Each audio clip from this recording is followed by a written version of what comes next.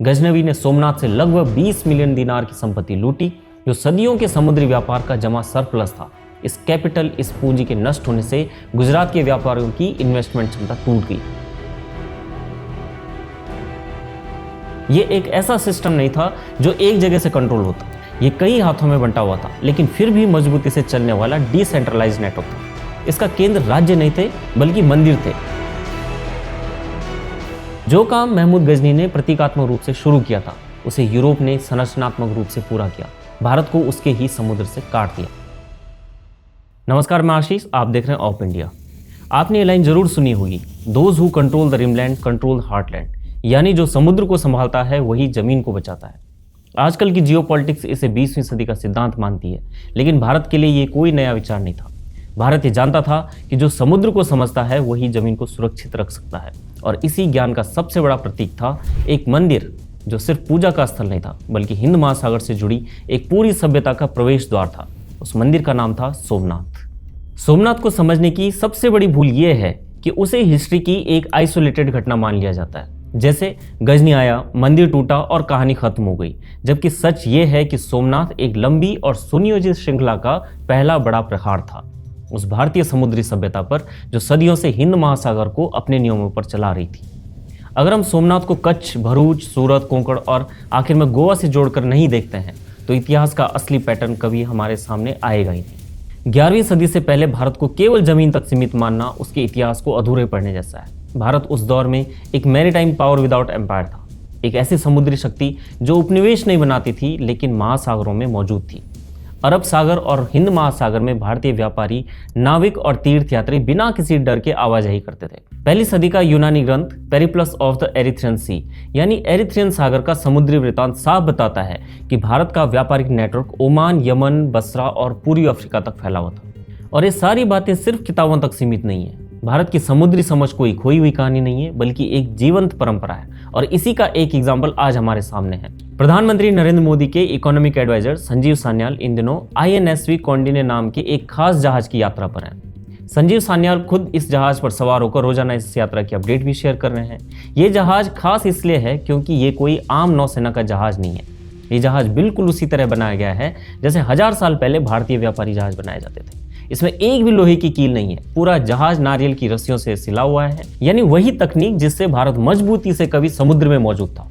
इस INSV कौंडिन्य जहाज की यात्रा गुजरात से शुरू हुई है और ओमान तक लगभग 1400 किलोमीटर का समुद्री सफर तय कर रही है। इंडियन नेवी का ये विशेष अभियान दुनिया को यह दिखाने के लिए है कि भारत की मैरीटाइम हेरिटेज कोई हवाई बातें नहीं है, कोई किताबी बातें नहीं है, बल्कि ये एक टेस्टेड, प्रैक्टिकल और ग्लोबल सिस्टम रही है। ये एक ऐसा सिस्टम नहीं था जो एक जगह से कंट्रोल होता था, ये कई हाथों में बंटा हुआ था, लेकिन फिर भी मजबूती से चलने वाला डिसेंट्रलाइज्ड नेटवर्क था। इसका केंद्र राज्य नहीं थे, बल्कि मंदिर थे। मध्यकालीन भारत में, विशेषकर 10वीं से 12वीं सदी के चोल और सोलंकी काल में, मंदिर केवल पूजा के स्थान नहीं हुआ करते थे। वे उस समय की अर्थव्यवस्था के सेंट्रल बैंक थे, वेंचर कैपिटलिस्ट थे और इंश्योरेंस मैकेनिज्म भी थे। राजा और व्यापारी अपनी आय का बड़ा हिस्सा मंदिरों को दान करते थे, लेकिन ये पैसा, ये कैपिटल तिजोरियों में बंद नहीं रहता था। मंदिर इस पूंजी, इस कैपिटल को व्यापारिक श्रेणियों यानी मर्चेंट यूनियन और गिल्ड्स को ब्याज पर उधार देते थे, ताकि वे सुमात्रा, जावा, जांजिबार और पूर्वी अफ्रीका तक की लंबी और जोखिम से भरी समुद्री यात्राएं कर सकें। समुद्र पार व्यापार बहुत रिस्की होता था। जहाज डूब सकते थे, माल लूट सकता था, मौसम बदल सकता था और नुकसान हो सकता था। एक अकेला व्यापारी ये झटका सहन नहीं कर सकता, लेकिन मंदिर का बड़ा खजाना इस जोखिम को एब्जॉर्ब कर सकता था। जब व्यापारी सफल होकर लौटते थे तो प्रॉफिट का एक हिस्सा मंदिर को अर्पित करते थे। ये सिर्फ भक्ति और श्रद्धा नहीं थी, ये भरोसे का बेंचमार्क था, जिसे आप एक तरह का क्रेडिट स्कोर कह सकते हैं। जिसने जितना बड़ा दान दिया, उसे अगली यात्रा के लिए उतना ही बड़ा लोन मिलता था, उतनी ही सामाजिक प्रतिष्ठा और नेटवर्क में उतनी ही मजबूत जगह मिलती थी। इसी कारण हिंदू समुद्री व्यापार व्यक्तिगत नहीं था, बल्कि संस्थागत था, ऑर्गेनाइज था। दक्षिण और पश्चिम भारत में मणिग्रामम और एन्नुरुवर जैसी व्यापारिक श्रेणियां थी, जिन्हें 500 स्वामी भी कहा जाता था। ये केवल व्यापारिक संघ नहीं थे, इनके पास अपनी निजी सेनाएं थी, अपनी नौसेनाएं होती थी जो समुद्री डाकुओं से जहाजों की रक्षा करती थी। शिलालेखों में लिखा है कि ये मर्चेंट गिल्ड्स विदेशी द्वीपों और दूर देशों में व्यापार करती थी। वे राजाओं से संधियां कर सकती थी, अपने सिक्के जारी कर सकती थी और कई मामलों में राज्य के भीतर एक राज्य की तरह काम करती थी। और पश्चिमी भारत में इस पूरी व्यवस्था का सबसे बड़ा केंद्र था सोमनाथ। प्रभास पाटन का बंदरगाह हड़प्पा काल से एक्टिव था। रोमन साम्राज्य से लेकर पश्चिमी एशिया और अफ्रीका तक का व्यापार यहीं से ऑपरेट होता था। द्वारका से लेकर के सोमनाथ और खंभात तक फैला तटीय मार्ग केवल व्यापार का नहीं बल्कि तीर्थ, संस्कृति और सामाजिक जुड़ाव का मार्ग था। समुद्र से जहाज आते थे, उन पर सामान भी होता था और यात्री भी, और मंदिरों के आसपास बसते शहर मिलकर के एक ही सभ्यता की तरह सांस लेते थे। इस तरह से सोमनाथ केवल भगवान शिव का निवास नहीं था, वो समुद्री भारत का फाइनेंशियल, सांस्कृतिक और कानूनी केंद्र था। लेकिन इतिहास स्थिर नहीं रहता। 7वीं सदी के बाद हिंद महासागर में एक नया खिलाड़ी आया, अरब और फारसी व्यापारी। उन्होंने अंजू वन्नम नाम की अपनी अलग मर्चेंट गिल्ड बनाई, जिसमें यहूदी, ईसाई, पारसी और मुस्लिम व्यापारी शामिल थे। हिंदू नेटवर्क जहां मंदिर और गिल्ड्स पर आधारित था, वहीं इस्लामिक नेटवर्क मस्जिद, बाजार और उम्मा की मजबूत यूनिटी पर। बगदाद से गुजरात और इंडोनेशिया तक मुस्लिम व्यापारी को एक भरोसेमंद नेटवर्क मिलता था, जैसे क्रेडिट लेटर, और व्यापार आसान हो गया। धीरे धीरे 10वीं और 11वीं सदी के बीच इस्लामी नेटवर्क ने गहरे समुद्र के व्यापार में हिंदू गिल्ड्स को पीछे धकेलना शुरू कर दिया। इसी रणनीतिक टकराव के बीच महमूद गजनवी का सोमनाथ अभियान होता है। यह कोई भावनात्मक या आकस्मिक हमला नहीं था, यह कोल्ड और कैलकुलेटेड रणनीति थी। गजनवी ने सोमनाथ से लगभग 20 मिलियन दिनार की संपत्ति लूटी, जो सदियों के समुद्री व्यापार का जमा सरप्लस था। इस पूंजी के नष्ट होने से गुजरात के व्यापारियों की इन्वेस्टमेंट क्षमता टूट गई। इसके साथ ही अरबी घोड़ों का व्यापार बाधित हुआ, जो उस समय युद्ध का सबसे महत्वपूर्ण संसाधन था। सोमनाथ और वेरावल इसके मुख्य द्वार थे। यहाँ एक बात बहुत साफ दिखती है, सोमनाथ टूटने के बाद वहाँ मस्जिद नहीं बनी। अगर मकसद सिर्फ और सिर्फ धर्म बदलना होता तो यही सबसे पहले काम किया जाता, लेकिन ऐसा नहीं हुआ, क्योंकि असली निशाना मंदिर नहीं, उसकी भूमिका थी। ऐसा नहीं हुआ क्योंकि यह हमला केवल कन्वर्जन के लिए नहीं था, यह कोर्सन के लिए भी था। उस कानूनी और इकोनॉमिक यूनिट को समाप्त करने के लिए जिसके नाम पर पोर्ट, बंदरगाह और व्यापार चलता था। मध्यकालीन भारत में देवता को संपत्ति का स्वामी माना जाता था। शिवलिंग का खंडन उस लीगल एंटिटी को समाप्त करने जैसा था। इसलिए यह केवल धार्मिक अपमान नहीं था, यह एक होस्टाइल टेकओवर था। खिलाफत और इस्लामी सल्तनतों के लिए व्यापार पैसा कमाने की चीज नहीं बल्कि सत्ता बढ़ाने की रणनीति था। जब उन्होंने देखा कि हिंद महासागर का बड़ा हिस्सा एक ऐसे नेटवर्क के सहारे चल रहा है जिसे न तलवार से जीता जा सकता है और न उस पर सीधा कंट्रोल हासिल किया जा सकता है, तो उन्होंने रास्ता बदल दिया, स्ट्रेटेजी बदल दी और सीधी लड़ाई की जगह उस नेटवर्क की रीढ़ तोड़ने पर ध्यान दिया जो इसके केंद्र में था। इसी रणनीति का पहला बड़ा प्रतीकात्मक वार था महमूद ऑफ गजनी का सोमनाथ अभियान। सोमनाथ मंदिर के साथ एक और चीज टूटी जिसे अक्सर इग्नोर किया जाता है, वो था भारतीय समुद्री आत्मविश्वास। यानी भारत को धार्मिक क्षति के साथ साथ स्ट्रेटेजिक नुकसान पहुंचाना भी इसका मकसद था, और ये भारतीय समुद्री नेटवर्क को भीतर से खोखला करने के लिए किया गया। सोमनाथ उस समय समुद्री भारत का चेहरा था। इसी कारण से सोमनाथ पर यह हमला हिंदू टेम्पल ट्रेड नेटवर्क के प्रतीक पर हमले के लिए किया गया। उनका मकसद सभ्यतागत मनोबल को तोड़ना था, जैसे आज हम अयोध्या श्री राम मंदिर, काशी विश्वनाथ, सोमनाथ में कल्चरल इकोनॉमी का नाम देते हैं। इस्लामिक आक्रमणों के बाद धीरे धीरे धर्मशास्त्रों में समुद्र पार करने को काला पानी कहकर के सामाजिक रूप से हतोत्साहित किया जाने लगा। ये भू राजनीतिक हार को सामाजिक नियम में बदलने जैसा था। राधा कुमुद मुखर्जी अपनी किताब में बताते हैं कि कैसे प्राचीन भारत की जीवंत नेविगेशन परंपरा मध्यकाल में शिथिल हो गई थी। यहीं पर एक अहम तुलना भी सामने आती है। जब पश्चिम में गजनी सोमनाथ को लूट रहा था, उसी समय पूर्व में राजेंद्र चोल अपनी नौसेना के साथ सुमात्रा पर हमला कर रहे थे। चोलों ने आक्रामक नौसैनिक अभियानों के जरिए समुद्र में अपनी ताकत दिखाई, जबकि गुजरात और सोलंकी राजवंश वाले इलाके ने समंदर को कभी कम नहीं समझा। उन्होंने समंदर को अपनी ताकत बनाया, एक तरफ रक्षा के लिए, मतलब दुश्मन आए तो समुद्री रास्तों से मुंह तोड़ जवाब देने की काबिलियत, और दूसरी तरफ व्यापार और बिजनेस की कमाई के लिए, प्रॉफिट के लिए। गजनी के हमले ने भारत की पश्चिमी भुजा को काट दिया, लेकिन भारत की पूर्वी भुजा कुछ और सदियों तक सक्रिय रही। यही कारण है कि भारत की समुद्री सभ्यता एक दिन में नहीं गिरी, उसे कई हिस्सों में तोड़ा गया। सोमनाथ सिर्फ पैसे या व्यापार का केंद्र नहीं था, वह एक दिशा ज्ञान और समुद्री समझ का केंद्र भी था। आज की भाषा में कहें तो वह एक जियोस्पेशल सेंटर था। जियोस्पेशल यानी ऐसा स्थान जो दिशा, दूरी और समुद्री रास्तों को समझने का रेफरेंस बनता हो। सोमनाथ मंदिर परिसर में खड़ा बाण स्तंभ इसका बड़ा सबूत है। यह स्तंभ दिखाता है कि प्राचीन भारतीय नाविकों को दिशा की समझ थी, खगोल का ज्ञान था और उन्हें यह भी पता था कि पृथ्वी गोल है। स्तंभ पर लिखा है कि इस बिंदु से दक्षिण ध्रुव तक कोई जमीनी रुकावट नहीं है। आज के उपग्रहों ने साबित कर दिया है कि यह बात सही थी, यानी ये कोई प्रतीकात्मक बात नहीं थी, ये एक प्रैक्टिकल समुद्री जानकारी थी। इसका मतलब साफ है, सोमनाथ केवल आस्था का केंद्र नहीं था, वो जहाजों की दिशा तय करने, समुद्री रास्तों को समझने और नेविगेशन का भी एक अहम बिंदु था। भारत की यही पारंपरिक समुद्री समझ हमेशा से बाहरी ताकतों की नजर में रही, चाहे वो मुगल शासक हों या बाद में आने वाले ब्रिटिश उपनिवेश। सोमनाथ के बाद यही कहानी पूरे पश्चिमी तट पर दोहराई गई। भरूच, कोंकण और सौराष्ट्र के पुराने व्यापारिक नगर धीरे धीरे दबाव में आने लगे। दिल्ली सल्तनत और उसके बाद मुगल साम्राज्य मूल रूप से जमीन पर टिकी हुई ताकतें थीं। उनकी शक्ति खेतों, किलों, दुर्ग और सेनाओं में थी, समुद्र में नहीं। उन्होंने कभी एक मजबूत और संगठित नौसेना खड़ी करने की गंभीर कोशिश भी नहीं की। यहां तक कि मुगलों को अपनी हज यात्राओं की सुरक्षा के लिए भी विदेशी नाविकों और बेड़ों पर निर्भर रहना पड़ता था। यानी समुद्र उनके लिए शक्ति स्थापित करने का क्षेत्र नहीं था, बल्कि एक ऐसी जगह थी जिसे दूसरों के भरोसे छोड़ा जा सकता है। और यही दूरी धीरे धीरे भारत को उसके समुद्र से और दूर ले जाती गई। इसीलिए मैंने कहा कि सोमनाथ की घटना सिर्फ एक हमले की कहानी नहीं थी, वो असल में एक लंबी ऐतिहासिक प्रक्रिया का पहला बड़ा हमला था। 1299 में जब अलाउद्दीन खिलजी की सेनाएं दोबारा सोमनाथ पहुंची तो मंदिर फिर तोड़ा गया और गुजरात को दिल्ली सल्तनत में मिला दिया गया। इसके साथ ही केवल एक धार्मिक स्थल नहीं गिरा, बल्कि उस पूरे समुद्री तंत्र पर पहला अस्थायी प्रशासनिक नियंत्रण स्थापित हुआ। खंभात और सूरत जैसे बंदरगाह, जो कभी हिंदू व्यापारी गिल्ड्स और मंदिर नेटवर्क के सहारे चलते थे, अब मुस्लिम सत्ता के अधीन आ गए। ये बदलाव अचानक तो नहीं था, लेकिन निर्णायक जरूर साबित हुआ। 14वीं सदी में गुजरात सल्तनत स्वतंत्र हुई, लेकिन स्वतंत्रता का अर्थ ये नहीं था कि समुद्री व्यवस्था पुरानी हो गई। व्यापार अब इस्लामिक नेटवर्क का हिस्सा बन चुका था। बंदरगाह वही थे, समुद्र वही था, लेकिन नियंत्रण की भाषा बदल चुकी थी। हिंदू मंदिर आधारित नेटवर्क, जो डिसेंट्रलाइज्ड और समुदाय आधारित था, धीरे धीरे हाशिए पर जाने लगा।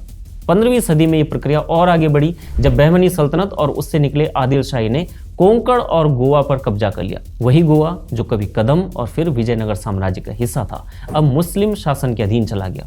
पश्चिमी तट पर हिंदू समुद्री प्रभुत्व की आखिरी बड़ी कड़ी भी यहीं पर टूट गई। जहां जहां इस्लामी व्यापारिक प्रभाव पहुंचा, वहां केवल बिजनेस नहीं पहुंचा, मस्जिदें बनी, सराय बनी और स्थायी समुदाय बसाए गए। ये केवल इस्लाम का प्रसार नहीं था, ये एक organised community based trade system का विस्तार था। इन व्यापारियों को खलीफाओं और इस्लामी सत्ता केंद्रों का राजनीतिक संरक्षण भी प्राप्त था, जिससे लंबी समुद्री यात्राएं सुरक्षित हो सकी। हिंद महासागर अब सिर्फ व्यापार का मार्ग नहीं रहा, वो एक राजनीतिक धार्मिक नेटवर्क का विस्तार बन गया। और ठीक इसी समय एक और निर्णायक बदलाव भी हुआ। भारतीय सभ्यता समुद्र से मानसिक रूप से कट चुकी थी। इसी वजह से जब 15वीं सदी में पुर्तगाली गोवा पहुंचे तो उन्हें किसी संगठित भारतीय नौसेना का सामना करना ही नहीं पड़ा। 1498 में जब वास्को डी गामा गोवा के रास्ते भारत पहुंचा तो वो एक ऐसे समुद्र से दाखिल हुआ जो कभी भारतीय जहाजों से भरा रहता था, लेकिन अब वो लगभग खाली था। पुर्तगाली केवल व्यापार करने नहीं आए थे, वो समुद्र पर राज करने आए थे, वो लॉर्ड ऑफ द सी बनने आए थे। और 16वीं शताब्दी में उनके प्रवेश ने पुराने हिंदू नेतृत्व वाले समुद्री नेटवर्क को लगभग समाप्त कर दिया। 11वीं से 16वीं सदी के बीच घटित घटनाओं की यह श्रृंखला दिखाती है कि पश्चिमी तट पर स्थित हिंदू शक्तियों को एक साथ नहीं बल्कि किश्तों में समुद्री मार्गों से बेदखल किया गया। पहले प्रतीक टूटा, फिर संस्थान कमजोर हुए, फिर प्रशासन बदला और अंत में समुद्र ही हाथ से निकल गया। जो काम महमूद गजनी ने प्रतीकात्मक रूप से शुरू किया था, उसे यूरोप ने संरचनात्मक रूप से पूरा किया। भारत को उसके ही समुद्र से काट दिया गया। इस पूरी कहानी में दो अलग अलग नेटवर्क का टकराव भी साफ दिखाई देता है। एक था हिंदू टेम्पल नेटवर्क, जो विकेंद्रीकृत यानी डिसेंट्रलाइज था, मंदिरों, नगरों और व्यापारी गिल्ड्स के सहारे चलता था और नियमों और परंपरा पर आधारित था। दूसरा था इस्लामी नेटवर्क, जो सेंट्रलाइज था, जिसे राज्य का समर्थन हासिल था और व्यापार को सत्ता विस्तार का हथियार मानता था। पहला मॉडल समय के साथ जड़ें जमाता था, दूसरा तलवार के साथ आगे बढ़ता था। पहला टिकाऊ था और दूसरा हिंसक और आक्रामक, और यही कारण था कि पहला टूटकर भी स्मृति में बचा रहा, जबकि दूसरा हमला करता रहा। इसके बाद की सदियों में भारतीय तट के एक एक जेम्स विदेशी हाथों में चले गए, कभी खिलजी, कभी गुजरात सल्तनत और आखिर में पुर्तगाली। परिणाम यह हुआ कि भारत सदियों के लिए समुद्री प्रभुत्व से वंचित हो गया। गजनी से लेकर यूरोप तक एक ही रणनीति दोहराई गई, हिंदू नेटवर्क के प्रतीकों और नोट्स को तोड़ो और भारत को उसके समुद्र से काट दो। 1951 में सोमनाथ का पुनर्निर्माण उस समुद्री भारत की स्मृति को वापस लाने का प्रयास था, जिसे सदियों पहले रणनीतिक रूप से मिटा दिया गया था। सरदार वल्लभ भाई पटेल इसे सभ्यतागत आत्मविश्वास की वापसी मानते थे, जबकि भारत के पहले प्रधानमंत्री जवाहरलाल नेहरू वो इसे भारत के सेकुलर ढांचे के लिए खतरा मानते थे। इस कारण वो हमेशा आशंकित ही रहे, और यह आशंका दरअसल उस आत्मविश्वास की थी जो समुद्र के रास्ते फिर लौट सकता था। एल बेरूनी ने बहुत पहले लिखा था कि हिंदू अपने राज्य हार सकते हैं, अपने देवता नहीं। आज इसे थोड़ा और आगे बढ़ाकर कहा जा सकता है कि हिंदू सभ्यता को समुद्र से काटा जा सकता है, लेकिन समुद्र की स्मृति उससे छीनी नहीं जा सकती। सोमनाथ से गोवा तक की यह कहानी सिर्फ मंदिर बना मस्जिद की नहीं है, यह उस क्षण की कहानी है जब एक सभ्यता को समझ में आ गया कि उसे हराने के लिए पहले उसे उसके समुद्र से अलग करना होगा। मुगलों के आक्रमणों और उसके बाद की राजनीतिक प्रक्रियाओं में सोमनाथ से गोवा तक भारत को धीरे धीरे समुद्र से काट दिया गया, लेकिन इतिहास कभी भी एक सीधी रेखा में नहीं चलता। सभ्यताएं गिरती नहीं है, वे बस एक लंबे अंतराल लेती हैं। इसलिए अगर आज हम इंडो पैसिफिक में भारत की मौजूदगी को सही संदर्भ में देखें तो ये कोई अचानक पैदा हुई रणनीति नहीं लगती। ये उस यात्रा की वापसी जैसी महसूस होती है जो लगभग 1000 साल से अधूरी पड़ी हुई थी।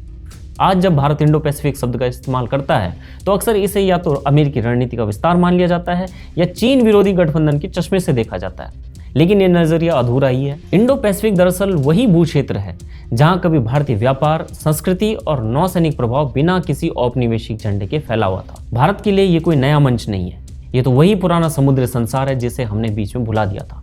चोल साम्राज्य की नौसैनिक यात्राएं दक्षिण पूर्व एशिया में आज भी खड़े भारतीय मंदिर और संस्कृत तमिल शिलालेख इस बात के ठोस प्रमाण है कि भारत कभी केवल कॉन्टिनेंटल स्टेट नहीं था, वो एक मैरीटाइम सिविलाइजेशन था। इतिहासकार नीलकांत शास्त्री और आरसी मजुमदार बताते हैं कि चोल नौसेना ने श्रीलंका, सुमात्रा और मलय प्रायद्वीप तक सैन्य अभियान तो चलाए ही, साथ ही साथ व्यापारिक और सांस्कृतिक मार्गों को भी सुरक्षित किया। ये कोई औपनिवेशिक कब्जा नहीं था, ये कनेक्टिविटी और सिक्योरिटी का मॉडल था। ये मॉडल पश्चिमी भारत में मंदिर आधारित समुद्री नेटवर्क के रूप में दिखता था। समुद्र या नियंत्रण का माध्यम था, अधिकार थोपने का साधन नहीं था। इसीलिए भारत की मौजूदगी समुद्रों में थी, लेकिन भारतीय साम्राज्य समुद्रों पर कभी नहीं थोपे गए। भारत का समुद्री स्वभाव वर्चस्व का नहीं, प्रवाह का रहा है। लेकिन गजनी से गोवा तक जिस ऐतिहासिक प्रक्रिया ने भारत को समुद्र से काटा, उसका सबसे गहरा असर यह हुआ कि भारत ने अपनी मैरीटाइम इमेजिनेशन ही खो दी। मुगल काल में शक्ति जमीन पर केंद्रित रही, समुद्र या तो अनदेखा किया गया या दूसरों के भरोसे छोड़ दिया गया। अंग्रेजों ने तो आते ही इस दूरी को स्थायी बना दिया, समुद्र को भारतीय चेतना से लगभग अलग कर दिया गया। यही कारण है कि आजादी के बाद भी भारत दशकों तक एक लैंड ऑब्सेस्ड स्टेट बना रहा। 21वीं सदी में परिस्थितियां बदली। चीन का समुद्री विस्तार, साउथ चाइना सी का सैन्यीकरण और हिंद महासागर में बढ़ती चीनी मौजूदगी ने भारत को वही सवाल फिर याद दिलाए जिसे सोमनाथ के बाद धीरे धीरे भुला दिया गया था कि आखिर समुद्र किसका है। यहीं से भारत की इंडो पैसिफिक सोच के सही मायने समझ आते हैं। भारत आज इंडियन ओशियन रीजन में जिस तरह से नेवल पार्टनरशिप बना रहा है, क्वाड जैसे ढांचों में शामिल हो रहा है और अपनी नौसेना को कैरियर सेंट्रिक कर रहा है, यह किसी पश्चिमी एजेंडे की नकल नहीं है, यह हमारी सिविलाइजेशनल मेमोरी की वापसी है। एनएस विक्रांत या अंडमान निकोबार कमान केवल सैन्य ठिकाने नहीं है, वह इस टूटे हुए समुद्री भारत के प्रतीक हैं जो दोबारा खड़ा हो रहा है। इंडो पैसिफिक हिंद महासागर और प्रशांत महासागर को जोड़ने वाला वही विशाल क्षेत्र है जहां आज दुनिया का आधे से ज्यादा व्यापार, एनर्जी सप्लाई और आर्थिक गतिविधि केंद्रित है। भारत इसे फ्री, ओपन और इंक्लूसिव इंडो पैसिफिक कहता है। इसका मतलब ये नहीं है कि भारत प्रभुत्व चाहता है, बल्कि ये है कि कोई एक ताकत समुद्र को अपनी जागीर न बना ले। साल 2018 में प्रधानमंत्री नरेंद्र मोदी ने शांग्री-ला डायलॉग में इसी दृष्टि को स्पष्ट शब्दों में रखा था। उन्होंने इंडो पैसिफिक को वो जगह बताया जहां सभी देश प्रोग्रेस और प्रॉस्पेरिटी के लिए साथ आ सकते हैं। ये कोई संयोग नहीं है कि भारत आज रूल्स बेस्ड ऑर्डर की बात करता है। उसका सीधा अर्थ है कि अंतर्राष्ट्रीय मामलों में नियम चले, मनमानी नहीं। ये वही मॉडल है जो कभी हिंदू टेम्पल नेटवर्क में था, जहां व्यापार नियमों से चलता था, तलवार से नहीं, जहां समुद्र संपर्क का माध्यम था, वर्चस्व का नहीं। भारत की कोशिश यही है कि क्षेत्र में शांति बनी रहे, व्यापार बढ़े और कोई दबंगई न करे। यही कारण है कि भारत का इंडो पैसिफिक दृष्टिकोण अमेरिका या चीनी मॉडल से अलग दिखता है। चीन जहां समुद्र को हार्ड पावर समझता है और कर्ज के जाल से नियंत्रित करना चाहता है, वहीं Bharat cultural familiarity, trade continuity और स्ट्रेटेजिक रिस्ट्रेंट पर जोर देता है। ये कोई नई पॉलिसी नहीं है, ये प्राचीन समुद्री सभ्यता की घर वापसी है। अगर सोमनाथ उस क्षण का प्रतीक था जब भारत को समुद्र से काटा गया, तो इंडो पैसिफिक में भारत की वापसी उस क्षण का संकेत है जब एक सभ्यता अपनी अधूरी कहानी को फिर से लिखना शुरू करती है। ये कहानी अभी पूरी नहीं हुई है, लेकिन इतना तय है कि जो सभ्यता कभी हिंद महासागर की धड़कन थी, वो हमेशा के लिए किनारे पर नहीं रह सकती। और शायद इस पूरी कहानी का सबसे बड़ा सबक यही है, सोमनाथ का टूटना भारत की समुद्री हार नहीं था, लेकिन उसी क्षण से समुद्र भारत की कहानी से बाहर होना शुरू हो गया। आज जो लौट रहा है वो समुद्र नहीं है, वो भारत की वही भूली हुई सभ्यतागत आदत है। यही हमारी मैरीटाइम मसल मेमोरी है और शायद इसी स्मृति का पर्व आज हम सोमनाथ में मना रहे हैं। देखते रहिए ऑफ इंडिया। धन्यवाद।